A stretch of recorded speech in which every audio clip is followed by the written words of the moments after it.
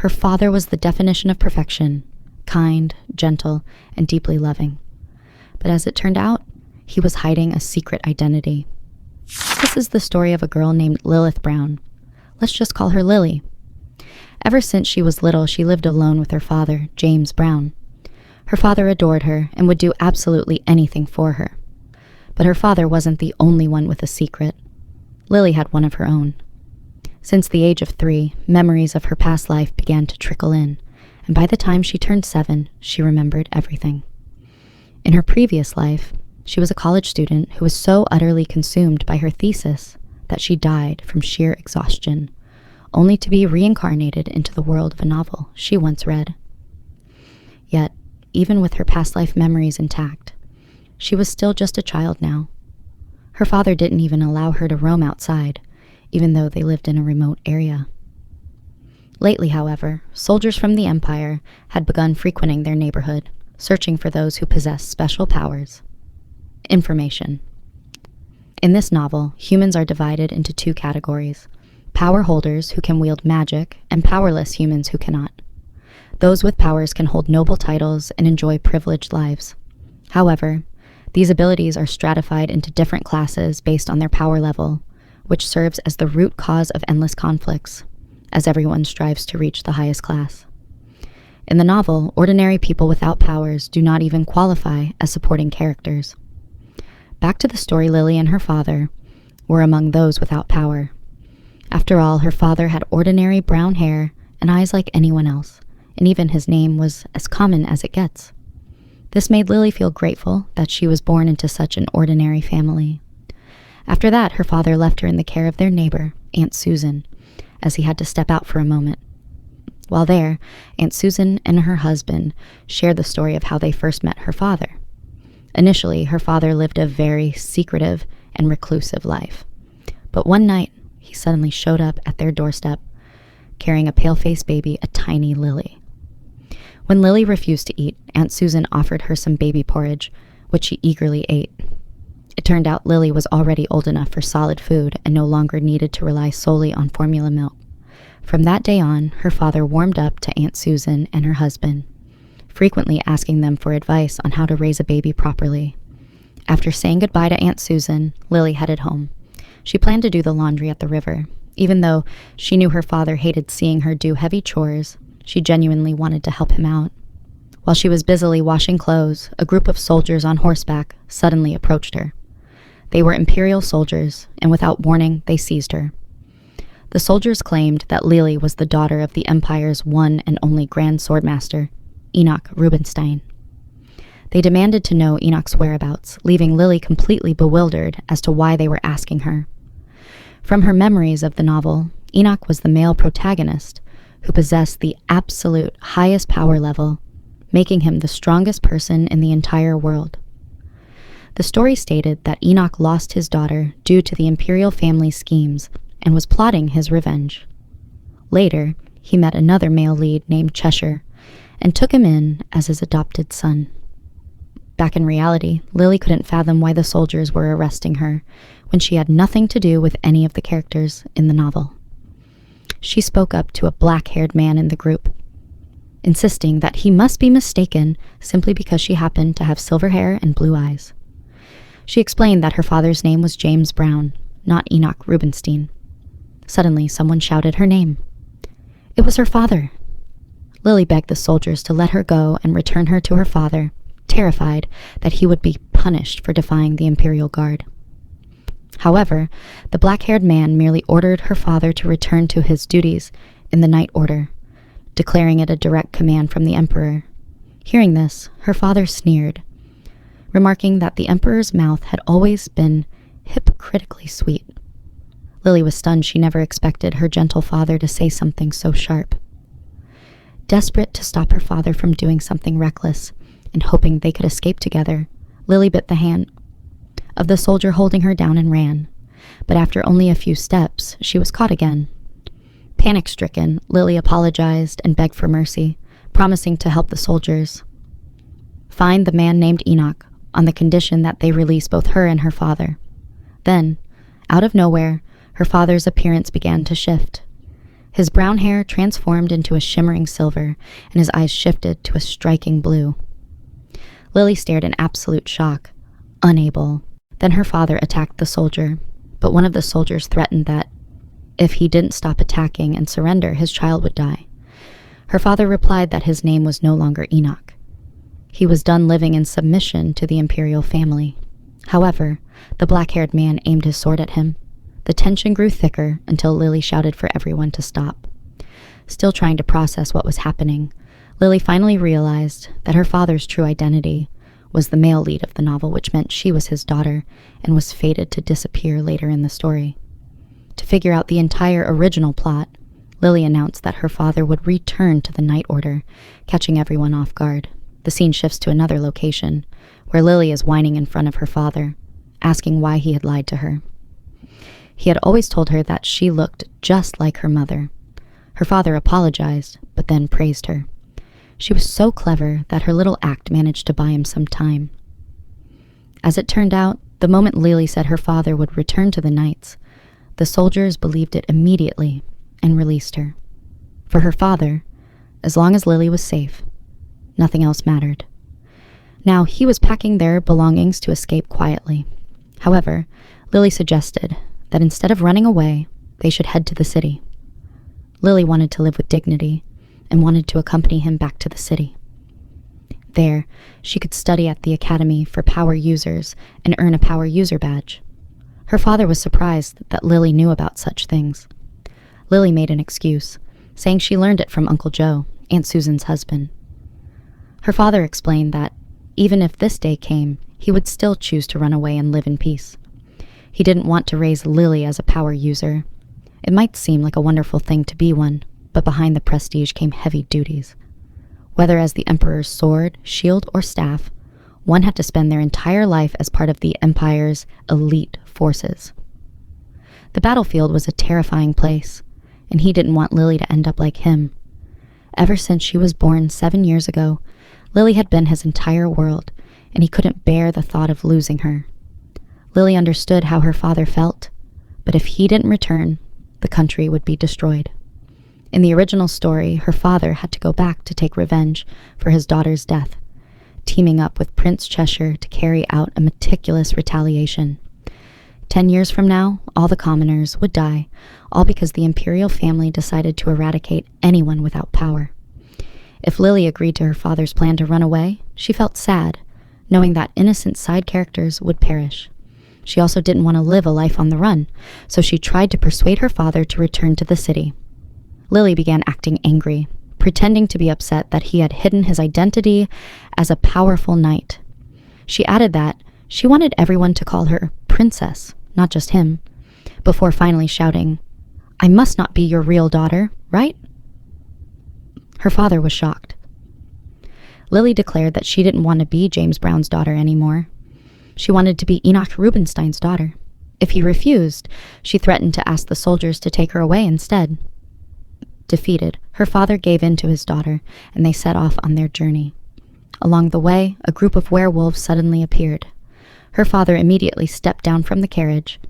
Panicking as she saw her father preparing to fight the werewolves alone, Lily yelled at the black-haired soldier, asking why he wasn't helping. The soldier casually replied that her father could handle it by himself. Sure enough, within seconds, all the werewolves were slain. Lily was left stunned and in awe of her father's strength. Upon arriving at the sacred sanctuary of Elfasha in the south, Lily changed her clothes. The soldier asked if she was truly 7 years old. When Lily confirmed it, the soldier expressed confusion because she looked so small. The soldiers then began asking odd questions, like whether her father failed to feed her or if he often scowled at her. Lily mentioned that her father only got mad when she secretly hid broccoli inside her eggs or snuck chocolates at night. Hearing this, the soldiers assumed she was raised under strict and terrifying discipline. But when Lily clarified that she had never been hit or yelled at, the soldiers were surprised. Lily then asked them just how scary her father really was to them. They explained that he was known to be cold, ruthless, and difficult to approach, though he was somewhat close to Commander Axion. It turned out that the black-haired soldier was named Axion Livre. a key character in the novel. Shortly after, her father walked in, wearing completely different attire. Lily ran up to him, and her father showered her with praise, calling her an angel in front of everyone, which made Lily blush. Afterward, they passed through a portal. Upon arrival, they walked past several citizens who bowed respectfully to her father. Lily began pondering how she could start altering the novel's tragic events. She was determined to keep things on track with the original plot for now. Her first step was to find Cheshure and introduce him to her father. If her father worked alone, he wouldn't be able to start a revolution against the Empire. He needed Cheshure's help. However, there was a problem. The original story didn't describe their first meeting in detail. Since his daughter was still alive, her father wouldn't naturally take an interest in Cheshure. Midway through her thoughts, a commotion broke out in an alleyway. Lily and her father went over to check and found a group of kids bullying someone. Upon noticing her father's presence, the bullies immediately fell to their knees. Her father dismissed the bullies, and Lily quickly approached the young boy who had been targeted. The boy seemed uncomfortable when Lily tried to touch him, so she left her handkerchief beside him so he could wipe his own wounds. Lily was briefly captivated by the boy's handsome features. Suddenly it clicked. The boy standing before her was Cheshure, marked by his signature black hair and red eyes. However, he didn't answer Lily's questions and simply walked away. When Lily tried to chase after him, her father stopped her, explaining that some people felt uncomfortable around nobles, and it seemed the boy was uneasy with their presence. He reassured her that helping him that much was enough. As they continued their walk, Lily asked if she was allowed to befriend anyone, or if she was restricted to nobles. Her father answered that she could be friends with whoever she liked. Delighted by his response, Lily wondered where the boy had gone, worried about his well-being. Her father chuckled, amused by her gentle, angel-like nature, and wondered why she cared so much about a stranger. He offered to help her find him. Lily happily accepted. In the original novel, Cheshure was currently staying at the Marquis Onyx residence. Inside the Marquis Onyx residence, a heated argument was taking place between two grown men. It turned out that Cheshure was an illegitimate child of Marquis Onyx. His existence was kept hidden because his father didn't want his reputation tarnished by having a child out of wedlock. Cheshure had just been argued with by an older boy who turned out to be his half-brother. His brother detested Cheshure's presence and had deliberately left him outside alone, leading to the bullying incident. Because of this, the Marquis scolded his older son for abandoning Cheshure. After the argument, Cheshure looked at the handkerchief Lily had left behind, her face flashing through his mind. Truthfully, Cheshure was already exhausted with his life. Meanwhile, Lily and her father arrived at the Rubenstein residence, where the staff gathered to welcome them. Among them was the head butler, Remian Santos. The other servants couldn't stop admiring how adorable Lily was. Lily recalled the character of her grandfather, her father's father, named Nordic Rubenstein. He possessed a powerful, commanding aura. In the original novel, he had been very kind to Cheshure. Behind his cold demeanor, he quietly took care of everything. Lily hoped he would be just as kind to her. The head butler informed her father that his older sister, Ordia, had been staying at the residence for the past 2 weeks, along with her twin children. Walking inside, Lily was awestruck by the grand and luxurious interior. They were led to a room where her grandfather and aunt were waiting. Lily felt intimidated by her grandfather's aura. He stepped closer, ready to scold her father for staying away from the Rubenstein household for so long. Her aunt softly reminded him that Lily was standing right there. Seeing how terrified Lily looked, her grandfather paused. Lily assumed he disliked her, suspecting she was the reason for the rift between her father and grandfather. Tears welling up in her eyes, Lily apologized. Her father urged the grandfather to be gentler. When her grandfather reached out his hand, Lily braced herself, thinking she was about to be hit. Instead, he gently stroked her cheek. Confused for a moment, Lily realized he simply found her cute, while her father struggled to hold back a laugh at his father's awkward affection. Lily introduced herself brightly and wrapped her arms around her grandfather in a hug. As it turned out, her grandfather adored her. Later at the estate, Lily spent time with her aunt, who offered to introduce her to her twin sons. They were older than Lily, and her aunt mentioned that they had always wanted a younger sibling, so they would be thrilled to meet her. In the original novel, the twins pursued different paths. One became a holy knight, and the other became a swordmaster. Both were destined to die. When Cheshure was later adopted into the family, the twins were the only two people he allowed into his heart. When they, whom he viewed as older brothers, passed away, Cheshure completely lost his sanity. Theo Entrace was destined to become a holy knight, but he possessed a frail body and died in the spring from a congenital illness. Leon, on the other hand, became a swordmaster.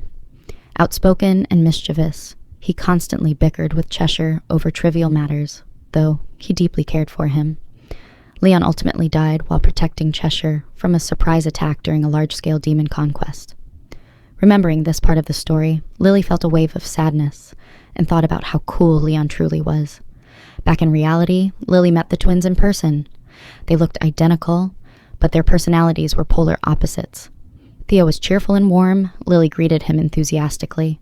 Her aunt then asked Leon to greet Lily properly as well, but Leon teased Lily instead, mocking how small she was for a 7-year-old. Her aunt apologized for Leon's behavior, explaining that he was naturally playful and mischievous, unlike the sweet and caring Theo. Determined to get along with him, Lily initiated a friendly greeting and asked Leon to play together.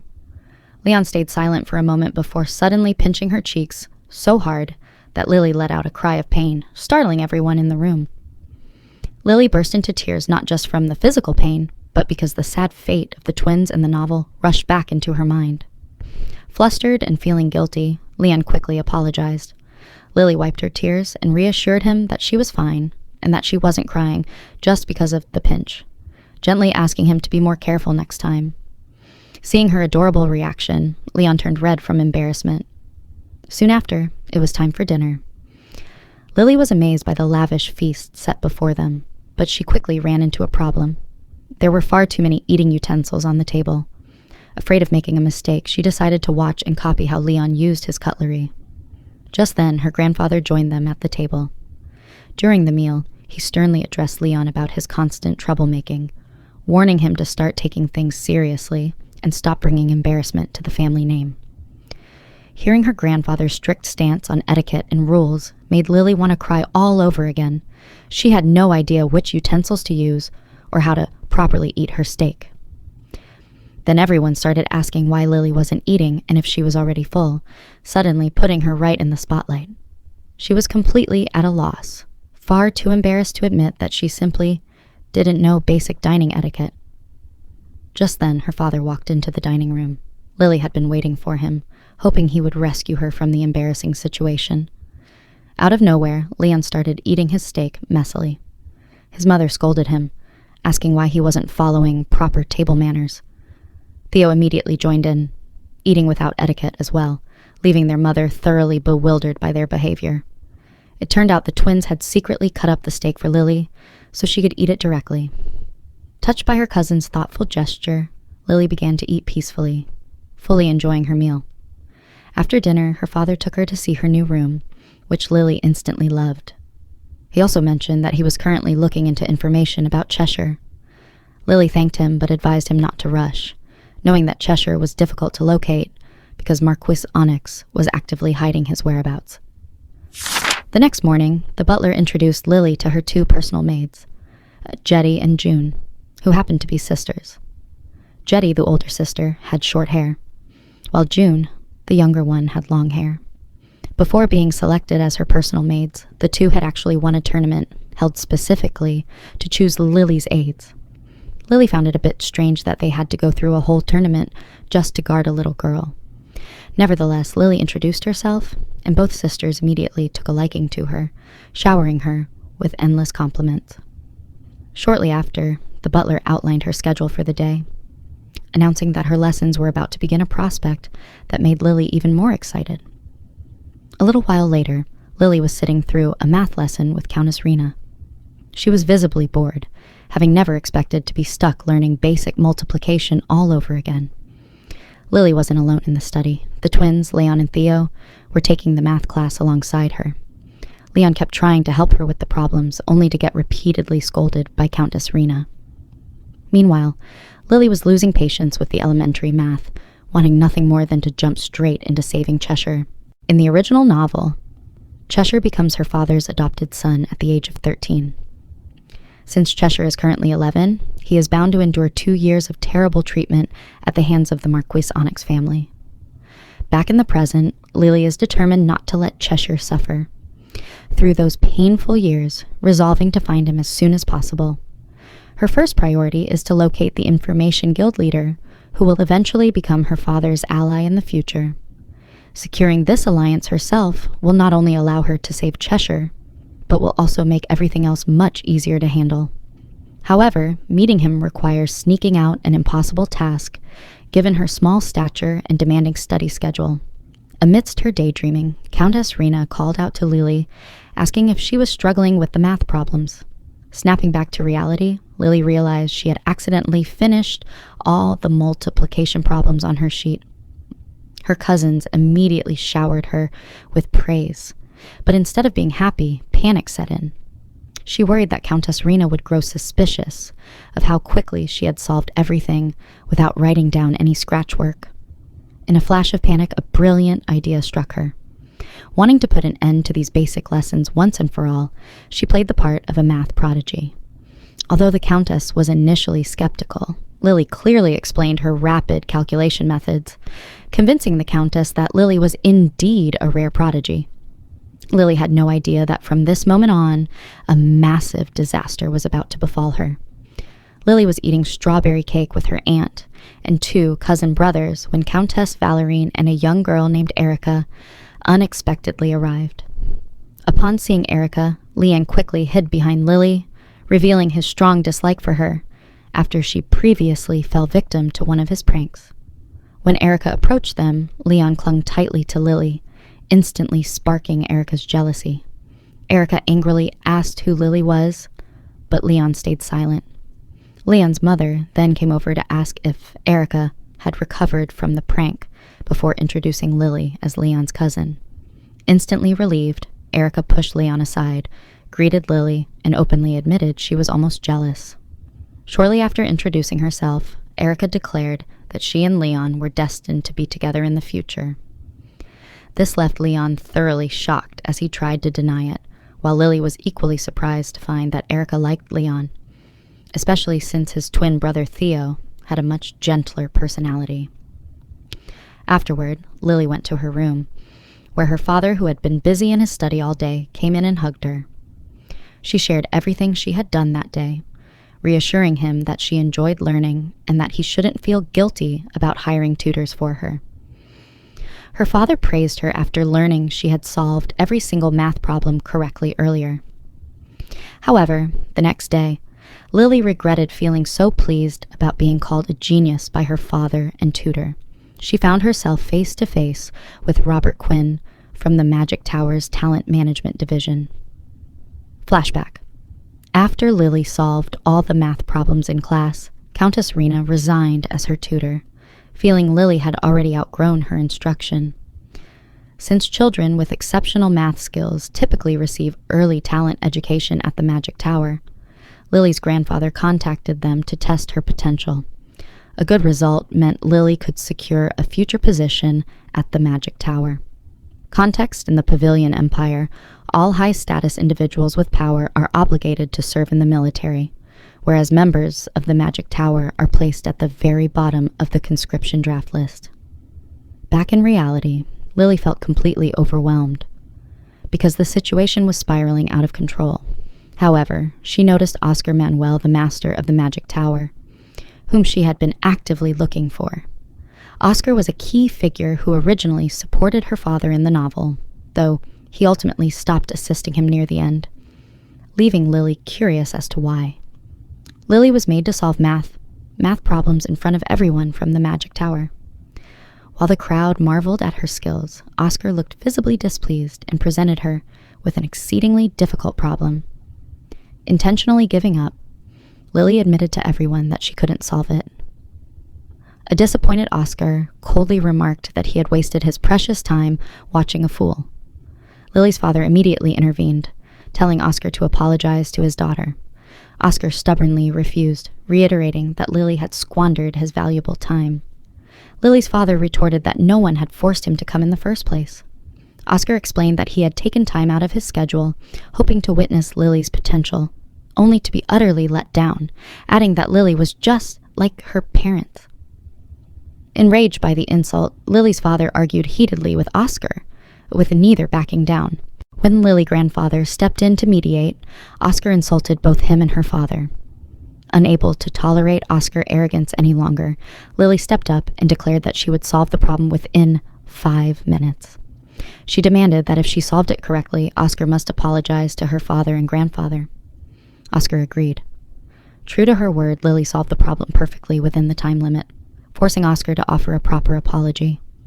Immediately after apologizing, Oscar unexpectedly offered to become Lily's personal tutor, an offer Lily accepted before they all sat down for dinner together. Lily remained thoroughly bewildered by how drastically her plans had shifted. Amid her anxiety, Oscar suddenly walked in, startling her with a loud burp, before initiating their study session. During the lesson, Oscar abruptly pointed out how tiny Lily's body was. Lily didn't argue, simply replying that she would eat more to grow faster. Once the lesson concluded, Lily prepared to sleep alongside her father. Though she wasn't sleepy, her father offered to read her a bedtime story. Although Lily had little interest in children's tales, she patiently endured her boredom out of affection for her father. However, as he read, the storyline sounded uncannily familiar. The fairy tale was identical to the plot of the novel she had been reincarnated into.